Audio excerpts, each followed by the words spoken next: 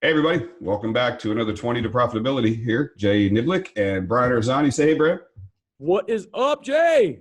Not much, not much. Getting ready to start the 20-minute timer. So we do 20 minutes so you can learn, because if you got more than 20 minutes to study and things, then I can tell you why you're not profitable right now. There's your problem. Shut up at the 20-minute timer goes off, and hopefully we can get a bunch of good stuff in. Sign up for these. If you're just following along and you bumped into this, make sure we're doing these webinars every week, sometimes twice a week.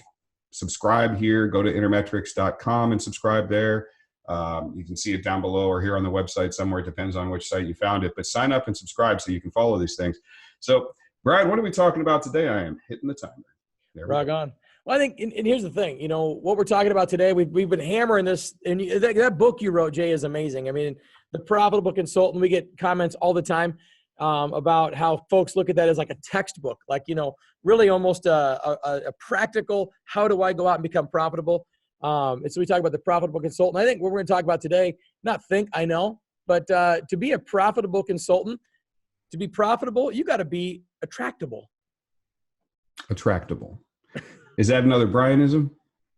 Let's just go with it. What do you say? I like it. Hey, we create words around here all the time, and that's a Brianism, and I'm a big fan of them, because why use old words to describe some brand new concept? So what's to be profitable, you have to be attractable mean?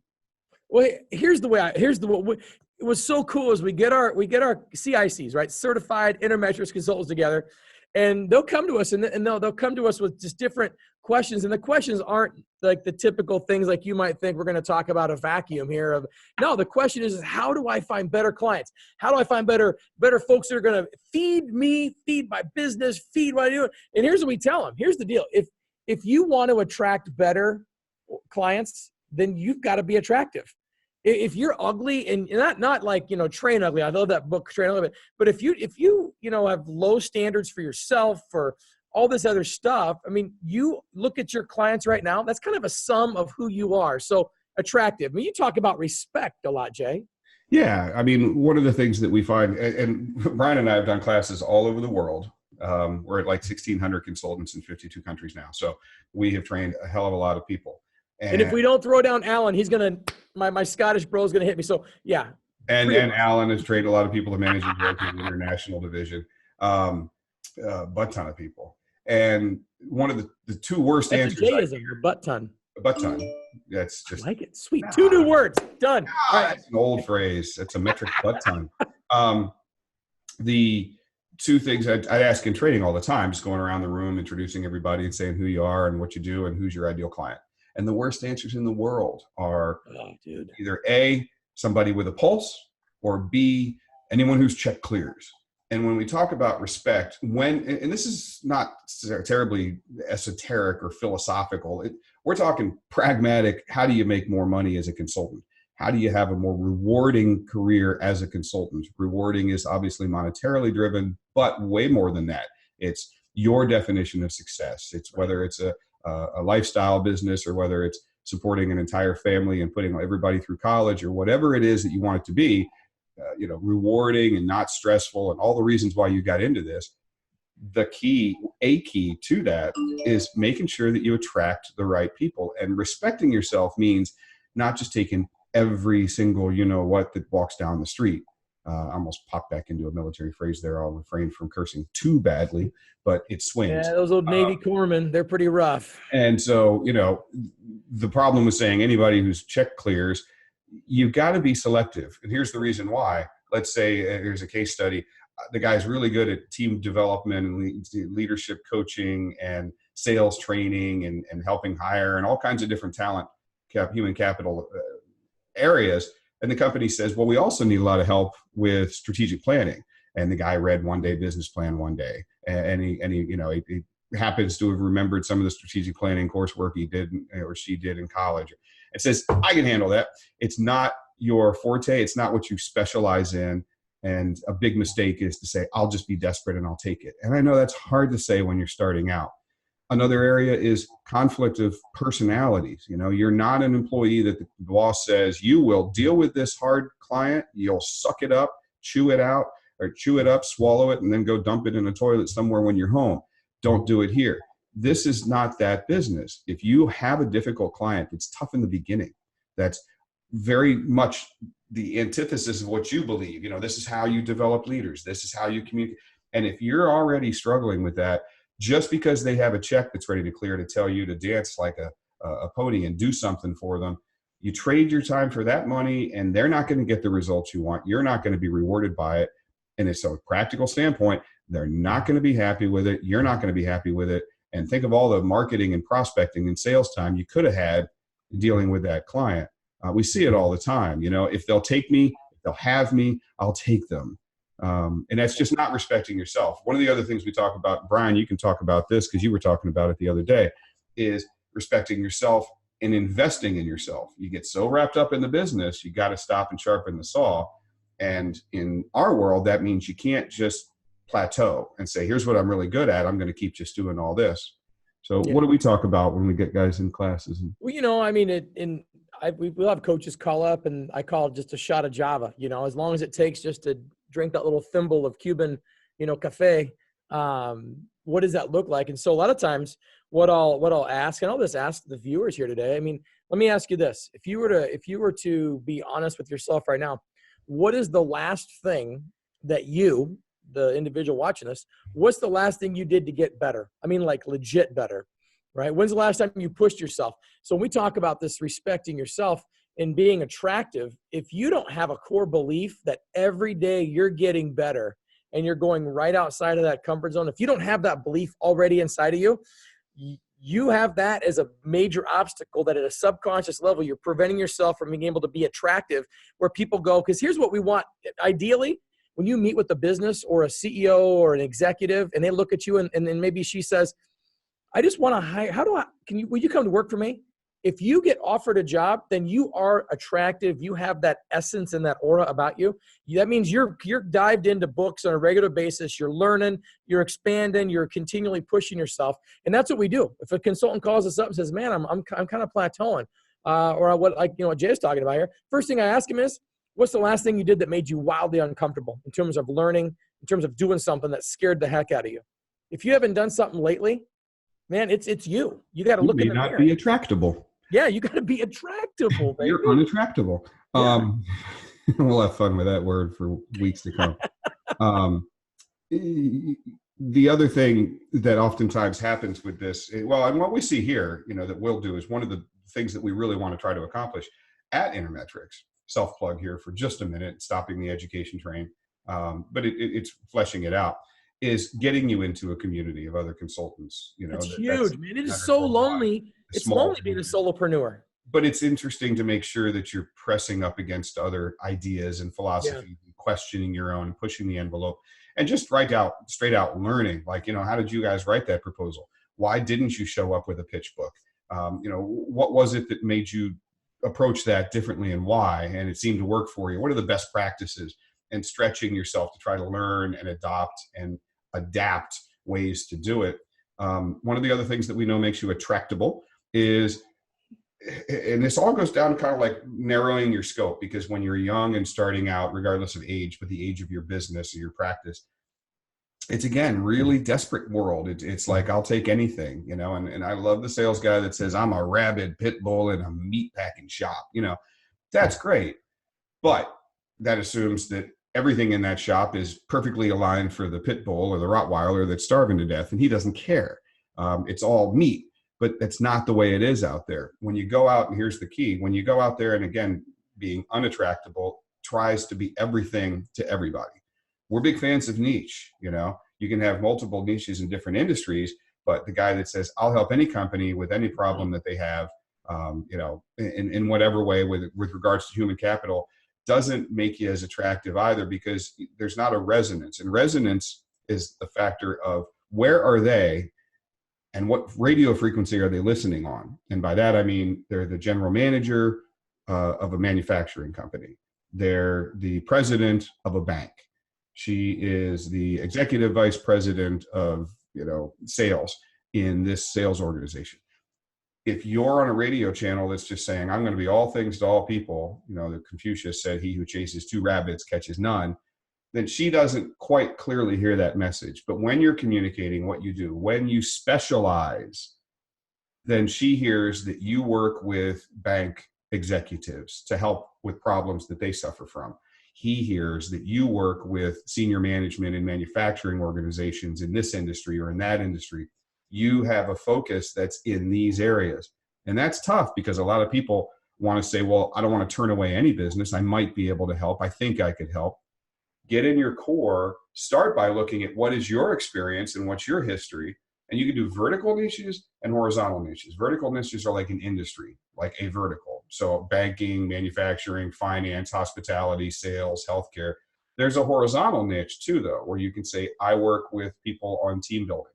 I don't care about the industry, but I'm in this band of I do team building, or widen it out and say I do human capital management or hiring. Or if you can have some kind of way to discern down, here's what I respect about myself and I know I'm great at, and I'm not going to try to stick on a bunch of other appendices and say, okay, I'm really good at anything you need. It all comes back to respecting and appreciating what it is you're great at, and then communicating that. That makes you much more attractable. And you said something in the beginning, Jay, that's pretty powerful. So you said, we ask folks, what is their ideal client? And we get asked that question, what is an ideal client? If you were out there doing it every day, or when you are doing, or when you were doing it, what's an ideal client? Do you specialize in a specific industry? And I'm going to say this, and a lot of you are going to write this down because you think the right way and you're in the right place. With the Intermetrics suite of instruments, what we're able to be, because a lot of folks will want to know, what type of curriculum do you subscribe to or what type of industry? Here's two things, right? We are curriculum agnostic and we are industry agnostic.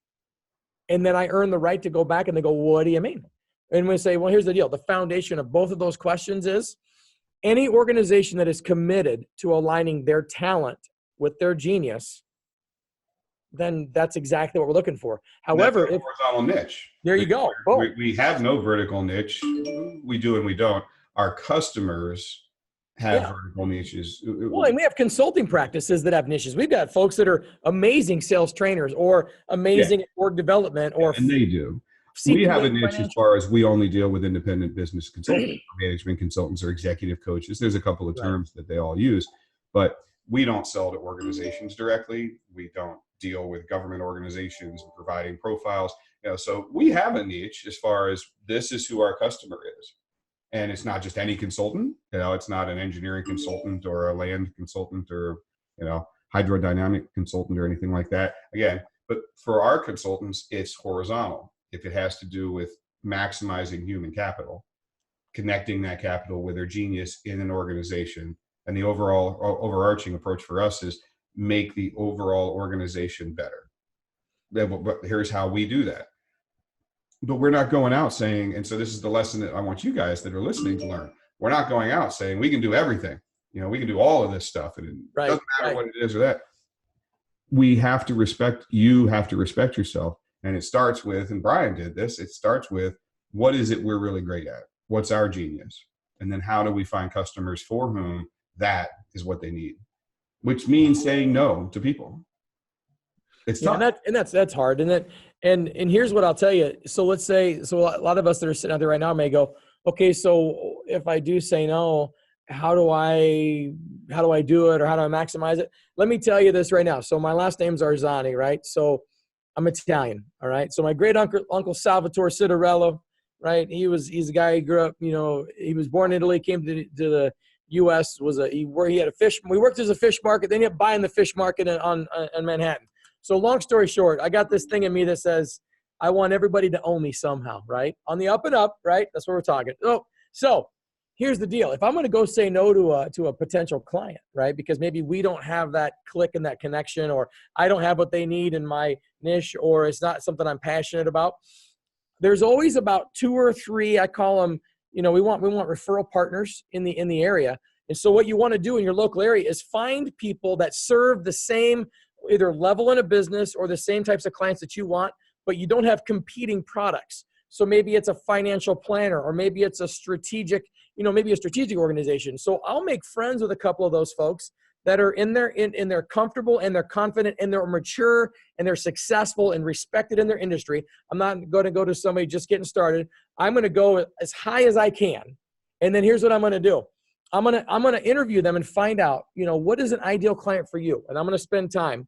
And then I'll just simply say, when I find someone that would be ideal for you, would you mind if I brought them to you? I'm not going to ask them for referrals. If you go to people and go, hey, can I get a referral? You ain't never going to get one. Trust me. I used to do that when I was, 13. But here's what I found, right?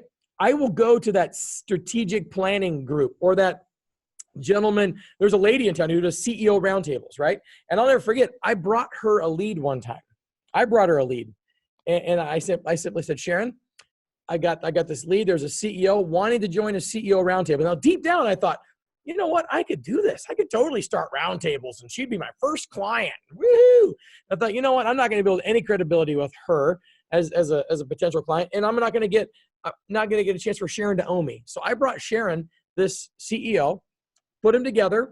And then Sharon goes, thank you very, very much. And then what happened was a month later, I wrote Sharon a little handwritten note that said, hey, Sharon, hope you and Kennedy are getting along great. Let me know if there's anything I could ever do for you in the future. And about 5 months later, she called me up and she said, what is it that you do again? I have no idea, which taught me a lot. It taught me that even though we had been together, I told her I'd give her a lead and she told me she would, blah, blah, blah. She had no freaking clue. Why? Because she was very important, very successful, and she only retained the information that was valid. And it wasn't until this lead that I brought her turned into something, then she came back around. And so I respected myself enough to walk away from that deal. And then ultimately now I got a referral partner that's similar industry, right? Like-minded, like potential clients. And you know what? I just like it when people owe me. So that's kind of a personal experience. And there's two realms of referrals, I mean, we see there's more than that. I mean, we're not talking about, we actually have an entire dedicated piece that we'll talk about getting referrals from your existing clients to other clients, but that's a client referral. That's different. Sure. Oh yeah, you bet. That's a great one. I think a big mistake a lot of people say is the biggest mistake they can say is, you know what, I don't work in that area. Cause I'm a sales guy. Oh, so dude. while I'm saying, hey, don't take the business yourself. Let's say you do coaching and you don't do sales training. And the company that you are talking to don't have as a client or have as a client says, oh, we need sales training. A lot of people, if they're even close to it, say, I could probably muddle through this. It's just coaching. I can coach the salespeople, and that's sales training. Or I do communications and team building, but I don't do coaching. I could probably figure it out. There's a lot of things that are close in that you find yourself with mission creep. Like I went in here to help them with this, and then the next thing I'm over here specializing in that, getting paid to do something I'm not really great at, don't enjoy doing, but what the hell, I got paid for it. So it's a win. Right. It's not a win. So when the worst thing you can say is when that happens is to say, you know what, sorry, I wasted your time. I don't do executive coaching, so that's not what I'm about. If you're approaching an organization in a holistic approach saying, my intent is to work in this kind of a vein with human capital and understanding all the different things about the people and what's happened in between the years and all the things we teach, then they say, oh, we need coaching. That's the worst thing. Sorry, can't help you. The second thing that's not great is, in my opinion, to say, all right, this is not the case with what Brian just gave, but it's a consulting thing, is to say, I'll refer you over to a guy named Doug. And Doug does that. I'm going to send an email and introduce you to and say, Doug, meet Mary. Mary, meet Doug. The best thing to do is to say, you know what? I'm an organizational consultant. I'm a business consultant, whatever. This is what I do. So let's talk more about that.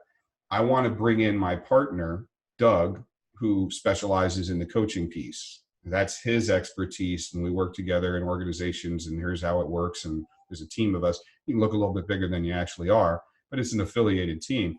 But you stood at the doorstep first. You got the prospecting to get to the suspect that's qualified to a prospect that's standing there talking or sitting or whatever. You earned that, damn it. So don't just turn it over and say, there you go, Doug. Now, again, he's talking about more of a professional affiliation, and that's true. If I need somebody says they need an attorney, I'm going to make the introduction. I'm not going to say, yes, my attorney department here in the company is going to come in. But if it's consulting like you, but it's not something you specialize in, that's one of the benefits that we try to push here at Intermetrics is know your network. You've got an awful lot of consultants out there, and they all specialize in different areas. But finishing that thought out, that's the best. Is you say, you know what, we can help you with that. Who's with? I'm going to call my partner, Doug. Didn't know that's where this was headed. Let's schedule a call for next Tuesday, see if he's available to join us. He's the expert here that helps with that. You go back to Doug, which you can't do right then. You have to have already had this network with people and say, if I'm looking for executive coaches, I got this one. She's the strategic planning expert with a degree from Wharton. He's the one who does this. You know, boom, boom, boom. You can call Doug and say, all right, Doug, I got one on the hook. But it's your client, and you're bringing Doug in to your client, because it's never just coaching. It's never just strategic planning. It's never just sales training. So you work to get the client, keep the damn client, bring in the expert. Don't do it yourself. Bring in the expert. And the benefit to that, and then I'll shut up, is you get to stay in the top levels in the helicopter with the CEOs and the top people. And you become the expert. So sorry I went on. No, it's good. No, and what it does is it allows you to be attractive, right? Attractable. You're bringing them in, and that's what you do. You attractable. Stay there. So rock on. Hey, what do we always say at the end of these things, Jay? Well, today we're going to say, go out and make yourself pretty freaking attractable. And now it's time to go sell some shit. That's it. Later. Bye.